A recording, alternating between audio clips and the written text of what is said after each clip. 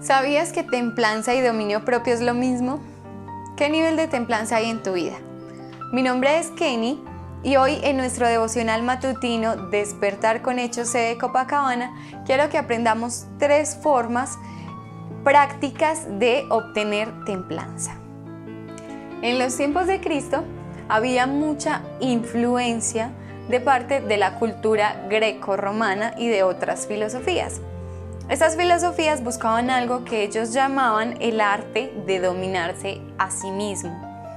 Pero Pablo, el apóstol Pablo, en el libro de Gálatas capítulo 5, desde el verso 23, comienza a hablar acerca de los frutos del Espíritu Santo, entre ellos la templanza. Aquí Pablo nos hace referencia a que estos frutos provienen de una fuente y es el Espíritu Santo. La única manera de conseguirlos de una forma natural es a través de él.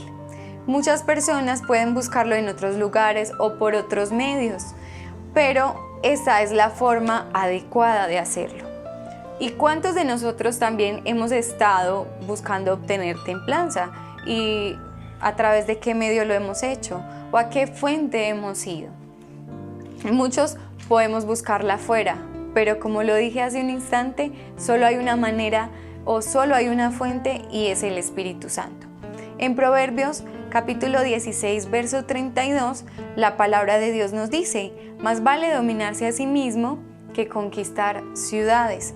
Y sabemos que yéndonos un poco a la historia, conquistar ciudades no era fácil, porque precisamente cada ciudad tenía una muralla la cual lo protegía, y entrar hasta la ciudad para saquearla, para conquistarla, no era una tarea fácil. Requería de estrategias, requería de fuerza, de un ejército valiente que se atreviera a hacerlo. Pero aquí la palabra de Dios nos está diciendo que más valiente o mejor es aquella persona que decide conquistarse a sí misma. Mejor es aquella persona que decide conquistar sus emociones, conquistar sus pensamientos, conquistar sus deseos. Y acerca de esto, el teólogo irlandés Matthew Paul pensó en 3 razones por las cuales el que gobierna a su espíritu es mejor que el que toma una ciudad. La primera razón es porque él conquista aunque lucha contra un enemigo más fuerte. Conquistamos aunque estamos luchando contra un enemigo más fuerte, y ese enemigo somos nosotros mismos. Ese enemigo es mi yo interior. Segundo punto, él conquista por sus propias manos y no a través de otras personas. Lo hacemos cada uno de nosotros a través de la templanza y con la ayuda del Espíritu Santo. Como tercero, dice, él conquista sin la herida y sin la ruina de otras personas. Cuando conquistaban una ciudad, lo que por lo general hacían era poner como esclavos a los habitantes de aquella ciudad o quizás hacerles daño, acabar con su vida. Pero aquí lo que nos está diciendo es que cuando nosotros nos conquistamos a nosotros mismos, en lugar de hacer daño, lo que hacemos es edificar a las demás personas a través de nuestro carácter y a través de nuestro comportamiento. Pero a quienes buscamos a Dios, como les decía, esto se produce de una forma natural. Y el pastor Javier, que es el pastor principal de este ministerio, dice una frase: nadie da frutos porque quiere, sino porque los tiene. Y realmente así es. Un árbol no da frutos porque quiere, sino porque esa es su naturaleza. Para eso fue creado. Los hijos de Dios sabemos que cuando estamos en Cristo podemos obtener todo de una manera más sencilla y que Dios puede acelerar procesos, hacerlos más rápidos. Lo que antes nos costaba mucho, Él puede hacer que lo hagamos en un día, en horas. Y hoy quiero enseñarte precisamente 3 formas prácticas para que podamos obtener la templanza. La primera forma o el primer punto es: ve a la fuente. Como ya lo habíamos mencionado, solo hay una fuente y esa fuente es el Espíritu Santo. Y para llegar a esa fuente necesitamos buscarlo. ¿Y cómo podemos buscar al Espíritu Santo? Sencillo, a través de la oración. Para tener comunicación con una persona necesitamos hablar con ella. Y la oración es el medio a través del cual nos comunicamos con Dios, a través del cual Él responde a nuestras dudas, nuestras inquietudes, a través de la cual Él nos guía a cada uno. Porque también hay otra forma y es la palabra, en donde nos guía a todos como su pueblo, en donde nos dice qué es lo que debemos hacer, cómo actuar, cómo clamar a Él, aún cómo acercarnos a Él. Si tú quieres aprender más acerca de cómo buscarlo, ve a la palabra de Dios. Allí podrás encontrar todo lo que el Señor ha dejado, todas esas instrucciones que nos ha dado. Pero en cuanto a la palabra, no podemos quedarnos simplemente en la lectura. Debemos ir a un segundo paso, que es a memorizarla, a guardarla en nuestro corazón y a ponerla en práctica, a ponerla por obra, a que se haga vida en nuestro corazón. La oración, como les decía, nos permite sintonizar la voz de Dios, y la búsqueda nos conecta con su presencia y permite que nuestros sentidos espirituales se abran, se agudicen y que podamos ser guiados por el Espíritu Santo. Como segundo punto está: antes de construir cualquier cosa, permite que el Espíritu Santo te construya a ti mismo.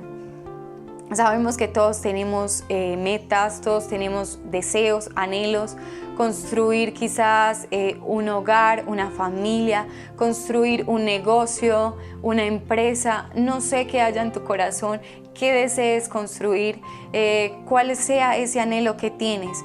Pero la palabra de Dios dice que primero debemos dejar que Él gobierne en nuestras vidas. Primero debemos dejar que Él actúe, que Él obre en nuestras vidas. Y en el libro de Eclesiastés, capítulo 10, verso 1 dice: las moscas muertas hacen heder y dar mal olor al perfume del perfumista.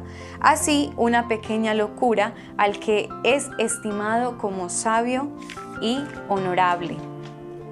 Como les decía, quizás una mosca, este animal tan pequeño, nos puede parecer insignificante, pero puede dañar el proceso de esta persona, de un perfumista, de alguien que está tratando de sacar algo, de manejar esencias, olores, y este animalito puede dañar su trabajo.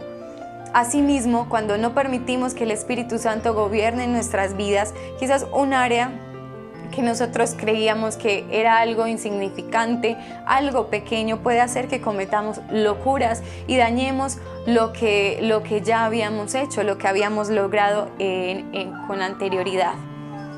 Y como ejemplo, quiero precisamente mencionar al rey Salomón. Sabemos que Dios le permite al rey Salomón que construya su templo. David tenía eso en su corazón. David quería construir el templo de Jehová, pero Dios le dio ese gran privilegio al rey Salomón. Y dice la palabra que en ese proceso de construcción se demoraron alrededor de 7 años y que hubo miles y miles de personas trabajando para que esto se llevara a cabo. Después de la construcción del templo, dice la palabra que este lugar se llenó de la presencia de Dios de tal forma que cubría todo el lugar. Había una nube que cubría todo el lugar y aún los sacerdotes no podían ministrar a causa de la gloria que había. Dios estaba feliz porque ya había sido construido su templo, y el pueblo también lo estaba porque había cesado la guerra. Eran tiempos de felicidad, tiempos en donde el pueblo se regocijaba. Pero después de un tiempo, Salomón decide unirse sentimentalmente a personas que no eran de su mismo pueblo, a personas extranjeras, a mujeres que no tenían sus mismas costumbres, que por lo general adoraban a otros dioses. Eran personas que tenían dioses falsos. Salomón, al unirse a estas personas, fue ocasionando algo, y es que estas personas lo llevaran a adorar y a construirle altares a estos dioses falsos, lo cual obviamente causó la ira de Jehová. Y Jehová decide decirle que le quitará el reino, pero que no lo hará en su tiempo, en su reinado, sino en el reinado de su hijo. Y a partir de allí el reino se divide en dos. Ya no es el reino de Israel, sino es el reino del norte y el reino del sur. Entonces vemos que Salomón hizo una gran construcción, una gran edificación.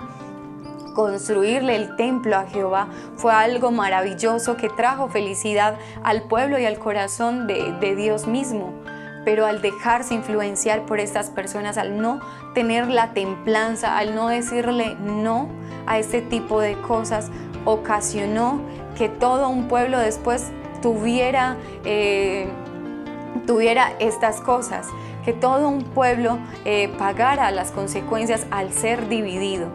Y como les decía, Salomón no pudo controlarse a sí mismo a algo que Jehová ya le había dicho.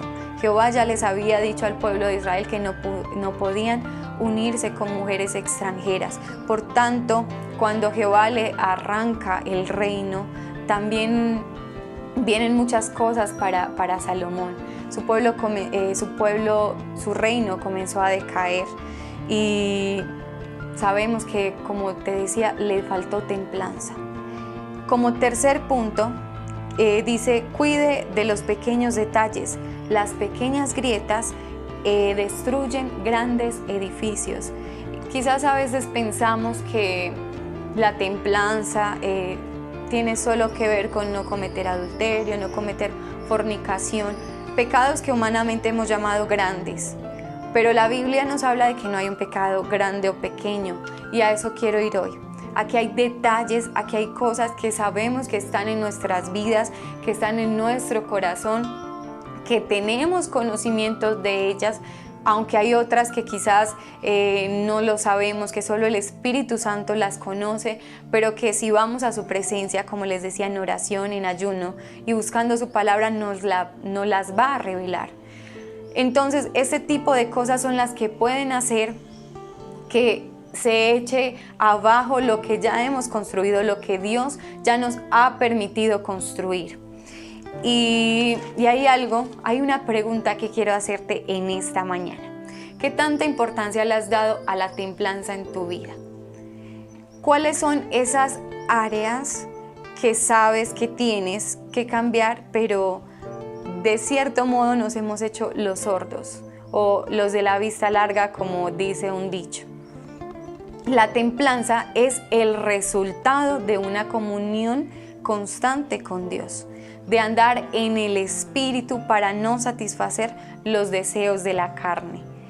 Y hay una frase que me gustó mucho que dice: ser libre no es hacer lo que queremos, sino dominarnos a nosotros mismos. Demostramos verdadera libertad cuando dominamos lo que hay dentro, cuando nuestros sentimientos, nuestras actitudes, cuando todo lo que está por dentro podemos manejarlo, podemos decir: no, hasta aquí llegamos, o hasta aquí es.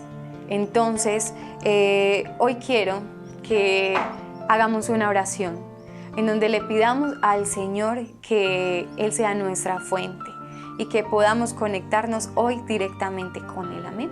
Cierra tus ojos ahí donde estás y vamos a orar. Padre, en el nombre de Jesús, estamos delante de tu presencia, Señor, para pedirte que seas nuestra fuente, Dios. Para pedirte que hoy queremos acercarnos a ti, porque sabemos que de ti proviene, Señor, este maravilloso fruto. Y sabemos, Señor, que lo necesitamos para poder agradarte, Padre. Te pedimos, Dios, que podamos construir, Señor, primero nuestra vida, Señor, primero nuestro interior, que podamos permitir que tu Espíritu Santo nos construya, Señor, que tu Espíritu Santo nos moldee a su imagen, nos moldee a tu semejanza, Señor. Y que por último podamos prestarle atención a todo aquello que en algún momento nos pareció insignificante, o aquellas cosas a las que en un momento no le prestamos atención, pero que de cierto modo están echando a perder o están haciendo que lo que hemos construido, Señor, se venga abajo. Te pedimos que reveles a nuestra vida, Señor, a nuestro corazón, todo lo que haya en él, Padre Santo, que podamos hoy a través de la adoración, de la alabanza, Señor, a través de la oración, Padre, escuchar tu voz donde nos diga qué debemos cambiar, Señor. Te damos gracias, Señor, y te pedimos, Jesús, que esta palabra quede plasmada en nuestro corazón y llevarla, Señor, a la práctica, Dios. Que esta palabra pueda dar el fruto, Señor, abundante que tú estás esperando de cada uno de nosotros, Dios. Te damos gracias, Señor, bendecimos tu nombre en esta mañana y espero que hayas tenido un buen inicio de día y que este día que transcurre sea aún mejor. Y si este mensaje tocó tu vida y quieres saber más acerca del Evangelio, te invito a que nos escribas al número que aparecerá en pantalla y nos digas allí tus inquietudes, todas las preguntas que tienes y con gusto atenderemos a ellas.